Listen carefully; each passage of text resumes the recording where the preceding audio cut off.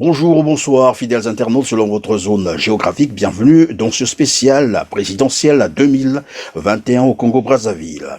Comme vous le savez, la première phase de cette élection a eu lieu aujourd'hui, 17 mars 2021, notamment le vote par anticipation de la force publique.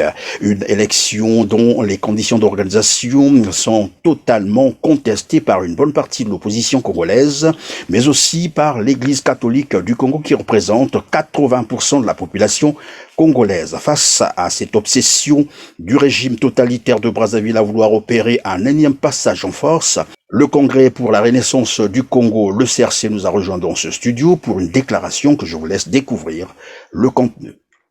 Congolaises, Congolais des 12 départements du Congo, étudiants, fonctionnaires, retraités, officiers, sous-officiers, hommes des rangs de la force publique ecclésiastique, chers compatriotes, le Congrès pour la Renaissance du Congo en sigle CRC vous a régulièrement parlé et informé sous plusieurs formes.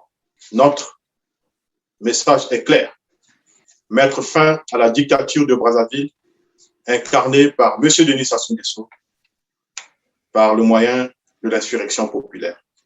Nous sommes désormais prêts à mettre fin à cette dictature qui affame nos enfants, tue nos mamans, massacre nos parents, assassine nos cadres, emprisonne injustement nos représentants, humilie nos papas, vole et pille nos richesses.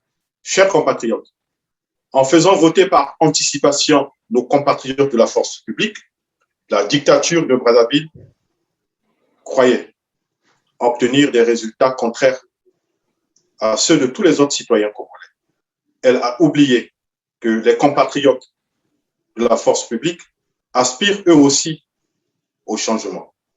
Cette volonté obsessionnelle de conserver à tout prix le pouvoir explique pourquoi les résultats des votes, donc les urnes, seront conservés dans des laboratoires à tripatouiller les résultats. Par ailleurs, la dictature de Brazzaville croyait rendre disponible la force publique pour mater le peuple congolais. Ces symptômes attestent d'une vaste tricherie dont l'issue ne fait l'ombre d'aucun doute. Non, nous ne le permettrons pas. Chers compatriotes, l'heure est arrivée pour engager la révolution du fleuve. Ensemble avec tous les démocrates, nous conduirons ce soulèvement populaire. La vraie force publique, différente des forces nocives du pouvoir, sera toujours du côté du peuple. Notre victoire ne sera totale qu'avec la participation de toutes les forces vives du Congo, comme avant nous, les Tunisiens, les Burkinabés, les Soudanais. Cette révolution populaire se fera en veillant à la sécurité et au respect des intérêts de nos partenaires politiques et économiques, mais également à l'intégrité physique des étrangers vivant au Congo. Des signaux clairs vous seront donnés. Joignez-vous à nous dès que vous les aurez vus. Alors, le moment sera effectivement venu pour descendre dans la rue, dans nos côtés. Vive la révolution du fleuve, vive le Congo. Je vous remercie.